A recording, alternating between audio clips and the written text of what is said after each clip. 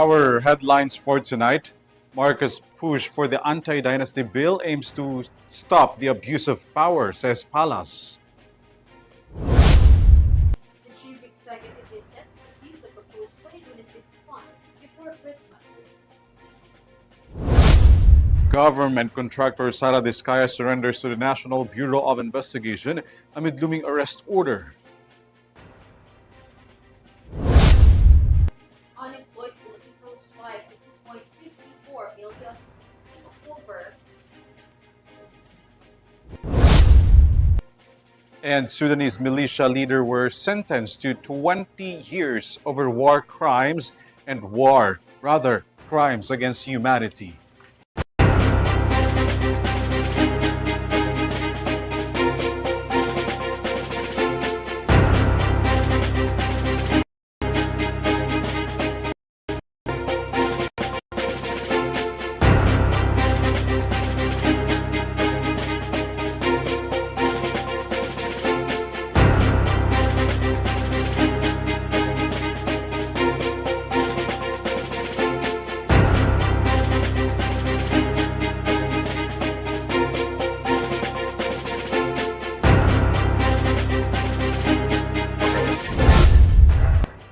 Good evening, bringing you the latest news for tonight. I am ALVIN, PELOBELLO. And I am KRIZZA Lopez. This is Eurotv News. Read the details on our broadcast. To prevent government officials from abusing their power, the chief executive has designated the anti-dynasty bill as a priority measure. Despite this, a palace official noted that the Congress has demanded to scrutinize the priority measures. Here's the report. Because President Ferdinand Marcos Jr. wants to prevent abuse of power from the government officials, he is pushing for the passage of the anti-dynasty bill. This was emphasized by Palace Press Officer and Undersecretary Claire Castro following the meeting of the Chief Executive with congressional leaders during the Legislative Executive Development Advisory Council or LEDAC on Tuesday. Castro said the president is seeing the political landscape where politicians are gaining power. Castro noted that the president also wants the public to have a stronger power. Unang-una po, naiiba na po yung political landscape. Nakikita natin na mayroong mga umaabuso na politiko, may nagpapaikot ng batas. Public demands a fairer system. Ang nais ng Pangulo, mas lumakas ang kapangyarihan ng taumbayan at hindi nang iilama pang abusong politiko. Nais ng Pangulo na ang taong bayan ay makapamili ng liderato ng naaayon sa merito at hindi sa apelido. The palace also responded to why the president does not consider signing the bills as urgent. According to Castro, part of the president's mandate and the Congress is to carefully study the bills that are among the priorities to be passed under the LEDAC. Nagbabago ang political landscape. Maraming umaabuso. At tama naman ang Pangulo, ang kapangyarihan ng pagboto ay nasa kamay ng taumbayan. Pero dahil dito may mga naaabuso, nais ng Pangulo na ipabatid sa taumbayan na kayo ay may choice. Choice na naaayon sa merito, hindi lamang dahil pare-pareho ng apelido. Yesterday, the president ordered congressional leaders to pass 4 top priority measures under LEDAC.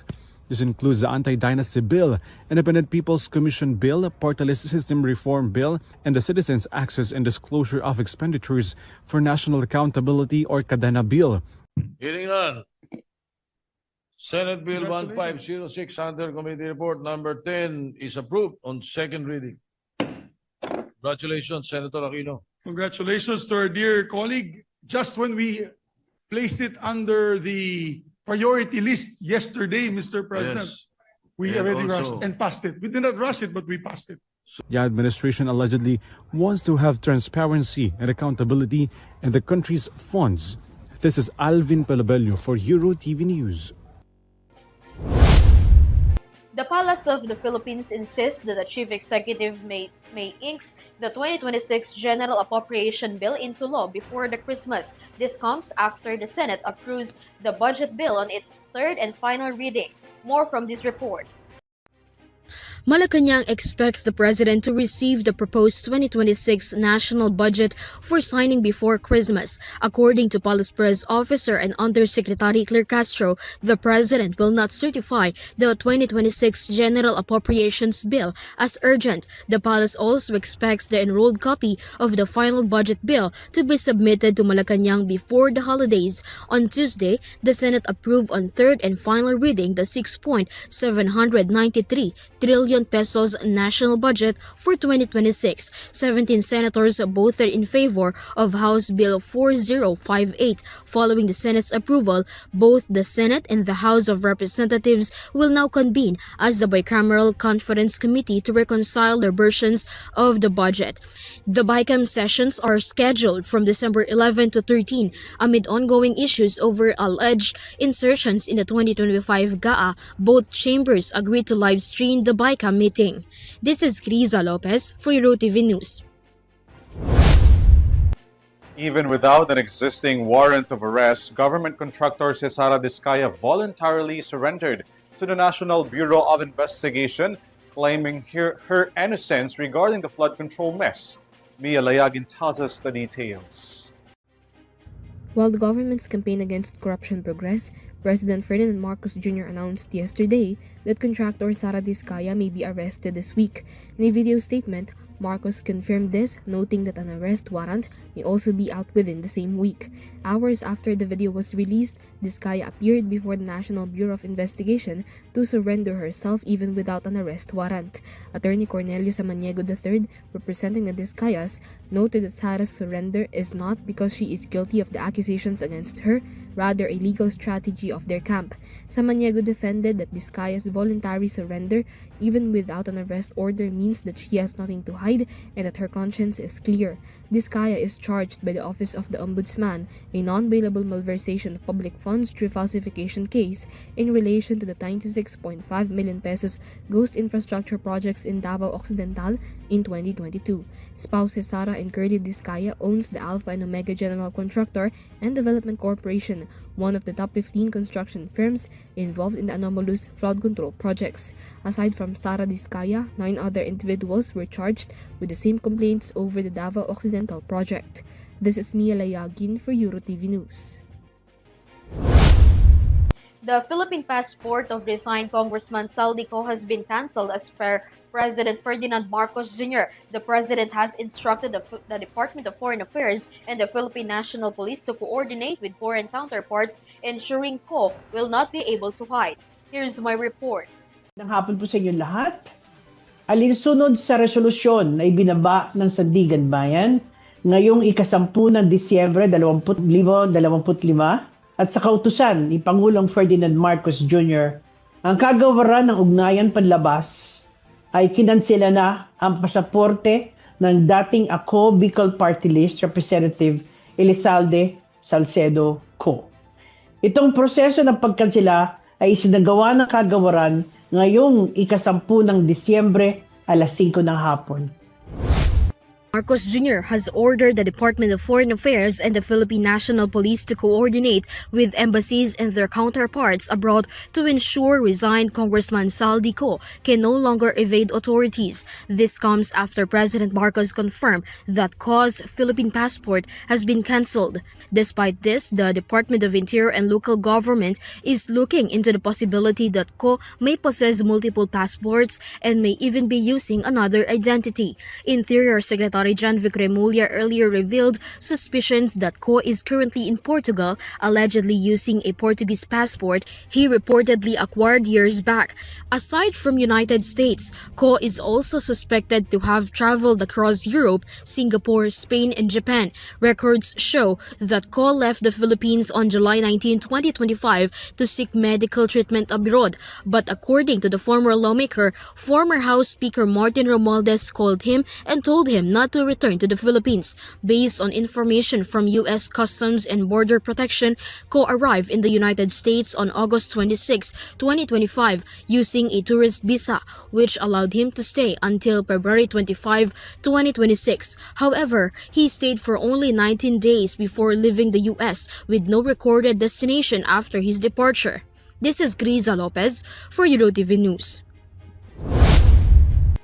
During this year's holiday rush, the major influx of vehicles from nearby municipalities caused traffic congestion on major highways such as Marcos Highway. Due to this situation, the Metropolitan Manila Development Authority has urged mall operators to avoid overlapping sales in an effort to prevent further traffic congestion. Vanessa Cleophas with the report. The Metropolitan Manila Development Authority or MMDA recorded several hours of traffic along Marcos Highway over the weekends in the areas under the jurisdictions of Marikina, Pasig, Cainta, and Antipolo. According to the MMDA, this is due to simultaneous mall wild sales near Marcos Highway. Another reason cited by the agency is the lack of proper coordination in truck movements among the local government units, which adds to the traffic congestion. MMDA Chairperson Attorney Romando Artes stated that they have already met with traffic officials from Cainta, Antipolo, Marikina to recommend mitigation measures that LGUs should implement to prevent the gridlock of vehicles along Marcos Highway from happening again. MMDA appealed to the public not to schedule mall sales simultaneously. They also advised that if stuck in traffic, avoid counterflowing and follow directions of traffic enforcers. Kinausap din po natin yung mga LGUs regarding mall-wise sale. Dapat po siguro ipagbawal din muna po dahil nagkataon po, pagkasara po ng mall, sabay-sabay po naglabasan na talaga naman pong naging dahilan ng sobrang bigat ng daloy ng traffic. Tapos nung nati-traffic na po, yung pong mga kababayan natin, yung iba nag-counterflow, hindi na po sumusunod sa enforcers na naging reason.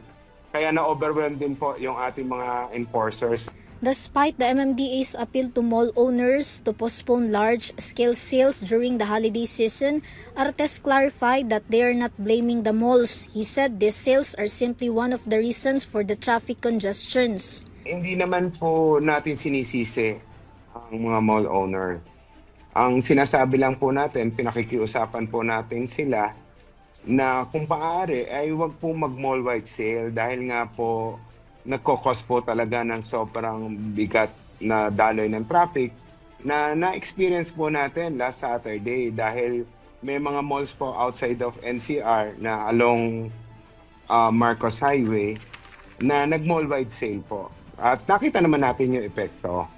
So yan po ay pakiusap natin sa mga mall owners na kanilang naman pong tinutugunan dahil alam din naman po nila na sobra po yung nagiging pagbigat ng daloy ng traffic pag meron pong mall-wide sale. Artes added that malls can still hold sale per store but only mall-wide sales are prohibited. Meanwhile, the MMDA encouraged the public to use the bus carousel, MRT, and LRT whenever possible to help reduce the number of vehicles on the road. He also said that they are coordinating with the Department of Transportation or DOTR to extend the operating hours of public transportation so that commuters will have available rides.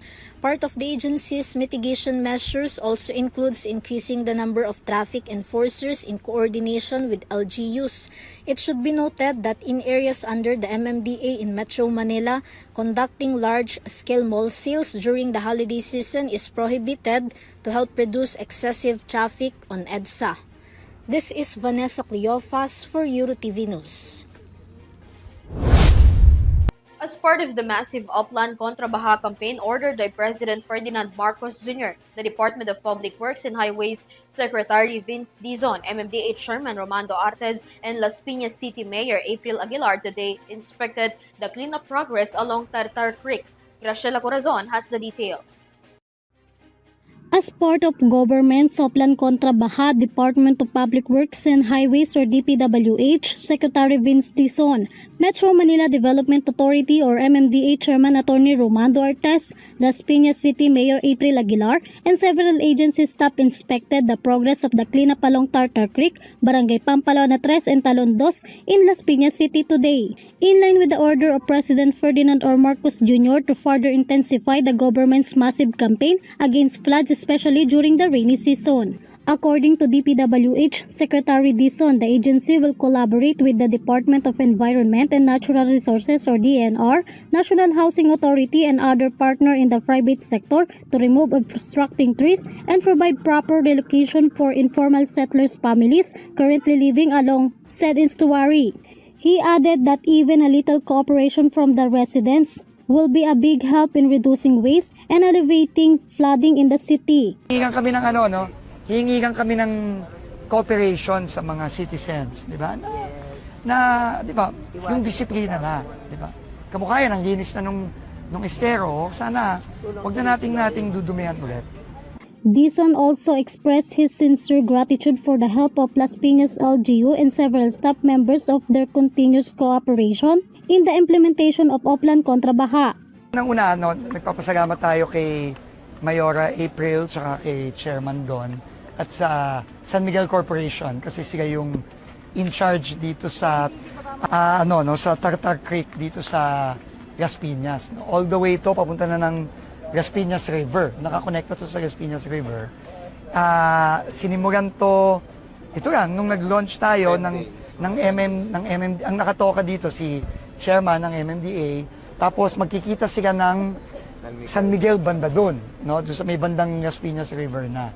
So bago mag-report si Chairman, gusto ko nang pasalamatan si Mayora kasi hindi naman natin ito magagawa kung wala yung mga LGUs natin. Hindi. Pero umpisa pa lang to kasi kaka-launch pa lang natin, kakasimula pa lang, pero magre-report ngayon si Chairman doon na kahit na 10 days pa lang, 10 days ba? 10 days pa lang, ang laki na ng diferensya, which Chairman Don will see you. Pero i-emphasize lang natin, kagaya nung sinabi ni Presidente nung launching, tuloy-tuloy ito. No? As in, hanggang magtag-ulan ulit next year, walang tigil yung ginagawa natin ganito all over NCR. No? And makikita natin ngayon, yung effect talaga nung ginagawa nating Oplan. This is Graciela Corazon for Eurotv News. The State Statistics Department has reported the increase in the number of jobless Filipino on October 2025. According to data, 2.54 million Filipinos have lost their jobs and business, a bit higher than the recorded data on September. Mia Layagin returns with the details. Following the all-time high 5.3% unemployment rate last July, the number of unemployed Filipinos once again spiked last October. Based on the latest labor force survey report of the Philippine Statistics Authority, unemployment rate was posted at 5% in October from the 3.8% last September. This is equivalent to 2.54 million Filipinos with no jobs or businesses. Consequently, the employment rate slightly dropped on the said month, placed at 95% from 96.2% last September. This signifies 48.62 million Filipinos with jobs or businesses. The largest portion of the employed persons came from the services sector with 60.6%, followed by agriculture sector with 21.5%, then industry with 17.9%. The highest employment rate was recorded at the Region 12 Sorsogon region with 96.8%, while Calabarzon with the lowest post at 93.6%. Meanwhile, underemployment rate was placed at 12%, equivalent to 5.81 million employed persons wanting additional work or additional work hours. When sought for a reaction, Malacanang said that it is yet to have a copy of the data and will be coordinating with the Department of Labor and Employment for this matter. This is Mia Layagin for Eurotv News. The Department of Agriculture has assured the public that the supply of pork during the holiday season will remain steady despite the import freeze announcement. Vanessa Cleophas returns. Despite the ongoing import bans and import fees imposed by the Department of Agriculture or DA on live pigs and pork from Spain and Taiwan due to reported outbreaks of African swine fever or ASF in the two European countries, the DA assured that the supply of pork in the Philippines is sufficient and that this will not affect the increasing demand as the Christmas season approaches and the New Year draws near. The temporary import ban is also not expected to impact pork availability in the market, especially since their inventory shows that there is already a substantial supply that can be released from cold storage facilities. Meanwhile, the DA's decision to immediately issue the order banning imports follow a November 28 report from the Spanish veterinary authorities to the World Organization for Animal Health confirming that wild pigs in Sabadell Valle Occidental in Barcelona tested positive for ASF. In Taiwan, the outbreak affected domesticated pigs in Taichung City. The DA remains strict in monitoring ports to ensure that no imported pork slips through while the import ban is in effect. This is Vanessa Cleofas for Eurotv News. The National Police Commission or NAPOLCOM has dismissed from service the 7 police officers in Caloocan City due to grave misconduct, grave dishonesty, incompetence, oppression, and conduct unbecoming of a police officer. An official further reiterated that this behavior demonstrated an abuse of power. Henry Nicolas reports. National Police Commissioner NAPOLCOM and Bank has ordered the dismissal from the police service of 7 Caloocan City police officers found liable for the illegal arrest and prolonged detention of Jason De La Rosa, an incident that triggered the series of events leading to the death of his son from leptospirosis in July while searching for him. According to NAPOLCOM Chief Commissioner Ralph Calinisan, the Commission found sufficient evidence showing the involvement of the said Caloocan police officers in grave misconduct, grave dishonesty, grave incompetence, oppression, and conduct unbecoming of a police officer. These violations stemmed from unlawful detention, falsified documentation, and fabricated criminal cases filed against De La Rosa. NBAC, nung pong Sabado po kami nag-NBAC, inubos po natin ang kaso ngayon sa NAPOLCOM. At we unanimously decided na all those involved in this Caloocan incident will be dismissed from the police service. Calinisan further stated that the result demonstrates the abuse of power by the police involved and the blatant disregard for due process and human rights, which he said has no place in the police service. The officers dismissed from the service include Police Captain Romel Caburog, Police Lieutenant Jeffrey Aganos, Police Master Sergeant Ryan Candelario, Police Staff Sergeant Stephen Somlani, Police Staff Sergeant Darwin Indionco, Police Staff Sergeant Rodolfo King Bautista, and Police Corporal Marvin Resumadero. The case originated with Dion Jello De La Rosa, who died after wading through flooded streets for 3 days in July to find his father, Jason. Jason did not return home in July and his family sought assistance from Caloocan City Police on July 24 but were allegedly told that no Jason De La Rosa had been arrested. Police later said Jason was arrested on July 25, the same day his son found him in detention. Ito po ay nagpapakita lamang ng strong resolve ng ating komisyon na ang lahat ng mga pang-aabuso on the part of our the PNP, yun sa mga police scalawags po ay hindi po maaari. At ang atin pong mga mamamayan ay may matatakbuhan po sa komisyon sa kadi pong kakailanganin nila. Jello developed a fever and body aches on July 27 and later died from cardiac arrest caused by leptospirosis. His father was released from detention on August 2. This led Jason, accompanied by Bishop Pablo Virgilio Cardinal David of Caloocan, to seek help and file an administrative complaint with NAPOLCOM against the 7 police officers. Key evidence, one of the strongest pieces of evidence, according to NAPOLCOM, was the CCTV footage proving the police officers lied that Jason was not arrested even though he was actually in their custody. At naglabas pa po sila ng isang gawa-gawang report kung saan sinabi nila na nahuli siya ng July 25 sa salang paglalaro ng Caracruz. So This is Henry Nicolas for Eurotv News. The Philippine Drug Enforcement Agency dismantled 2 makeshift drug dens in Central Luzon this weekend, arresting 7 suspects across operations in Central Luzon, seizing a total of approximately 27 grams of suspected illegal drugs. Shai Morales has the report.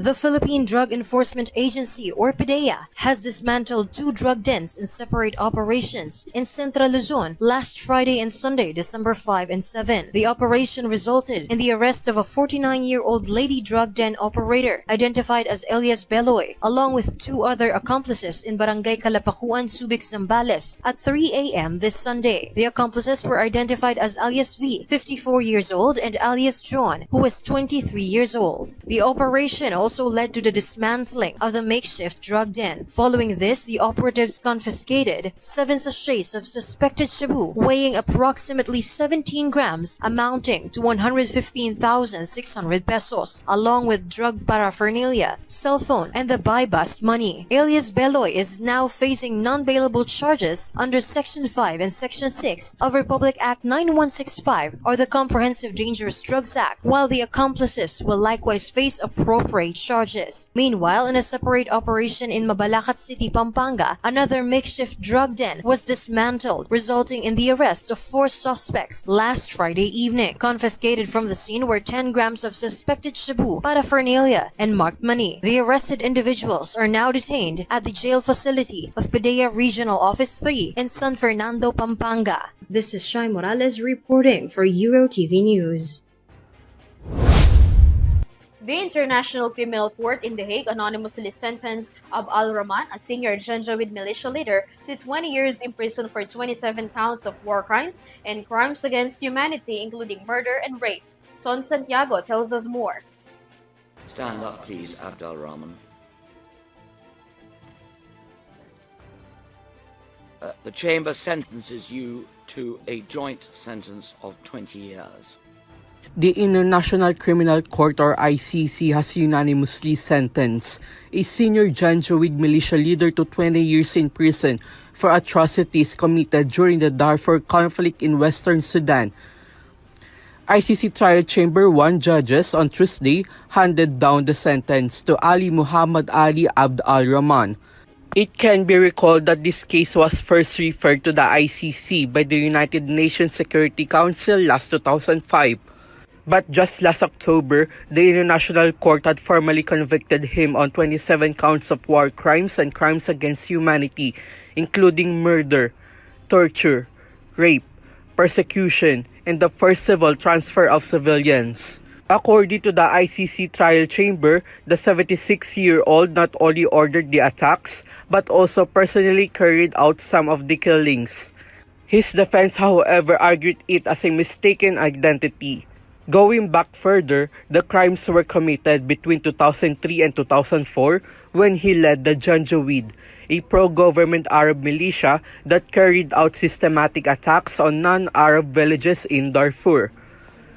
At the same time, rebel groups accused Sudan's government of discriminating against non-Arab tribes.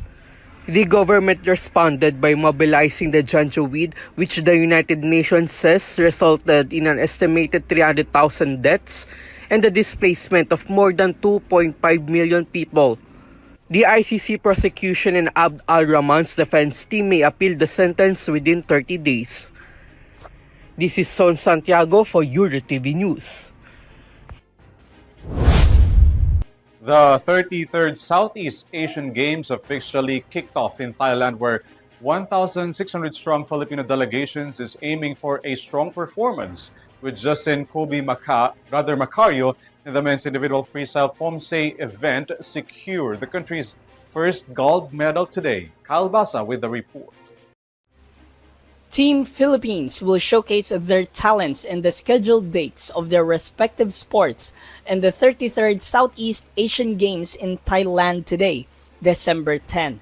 1,600 athletes, including rising stars, multi-time medalists, and veterans of their sports, will compete and try to win medals. Philippine Sports Commission Chairman Patrick Pato Gregorio and Philippine Olympic Committee President Abraham Bambol Tolentino expressed their deepest support for the athletes that will represent the country. The first Philippine medalist goes to John Derek Farr, who won the bronze medal in the mountain bike downhill category. The next is Justin Kobe Macario, who won the gold medal in the male individual freestyle Pomse category. Also, the women's sepak takraw team, who claimed the bronze medal. In the opening ceremony last night, December 9, tennis star Alex Ayala and volleyball men's star Brian Bagunas led Team Philippines as the flag bearers. With that, fans are thrilled to see and witness their white uniform that was carved by Avel Bacudio, called Laro ng Lahi. The support of Pinoy fans were felt inside the Rajamangalan National Stadium in Bangkok in what will be an exciting and competitive tournament. This is Kyle Basa reporting for Eurotv News. The animated trio of Rumi, Mira, and Zoe from the hit Netflix film K-pop Demon Hunters have been named Breakthrough of the Year and featured on the cover of the Time magazine. Sam Martos has the details. The animated characters Rumi, Mira, and Zoe were featured in a well-known magazine as the Breakthrough of the Year. Yesterday, in the official social media post of Time magazine, they released a cover featuring the animated characters from Huntrix. It can be remembered that last August 27, Netflix announced that K-pop Demon Hunters became one of the biggest films, reaching 236 million views on that day. In addition to this, the song Golden also hit #1 on the top Billboard 100 for almost 3 weeks, where the said soundtrack also received a platinum album. Meanwhile, it is remembered that the 3 characters are voiced by Audrey Nuna, EJ, and Ray Ami. This is Sam Martos for Eurotv Showbiz News. And that's the latest news for tonight. You may visit Eurotvph.com for more news and information. Once again, I am KRIZZA Lopez. You can also catch our live broadcast through our social media accounts and via Pinoy Stream channel. I am ALVIN PELOBELLO. Thanks for joining us. This is Eurotv News Thread. Stay safe. Have a good night, everyone.